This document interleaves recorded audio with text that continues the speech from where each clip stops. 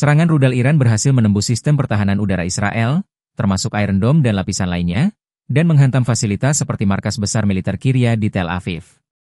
Beberapa bangunan di sekitar Kiryat mengalami kerusakan signifikan, termasuk atap runtuh dan pecahan kaca yang parah.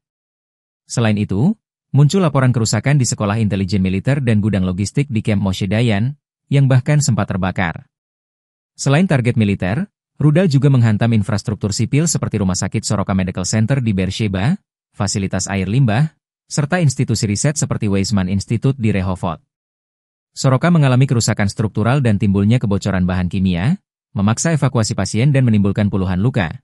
Weizmann Institute mengalami kerusakan lab dan alat penelitian bernilai tinggi, menghambat proses ilmiah jangka panjang. Infrastruktur publik seperti pembangkit listrik Haifa dan kilang minyak Bazan serta jalur pipa tersentuh oleh rudal Iran. Beberapa kilang dilaporkan terbakar dan harus berhenti beroperasi, sementara pompa listrik mengalami rusak meskipun terhindar dari bencana total. Selain itu, fasilitas pengolahan air limbah di Herzliya juga terkena dampak. Setidaknya 28-24 warga Israel tewas dalam gelombang serangan, dengan ratusan lainnya terluka, beberapa di antaranya mengalami luka serius.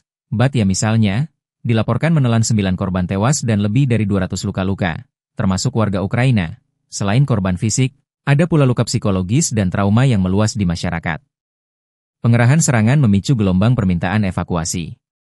Sekitar 400 warga AS dan penduduk lain sudah diangkut melalui penerbangan bantuan keluar Israel, sementara ribuan menyeberang jalur darat ke Yordania, Mesir, dan Pulau Siprus. Banyak warga memilih meninggalkan area konflik, menggunakan kapal pesiar maupun jalur darat, menandakan kekhawatiran tinggi terhadap keamanan jangka panjang.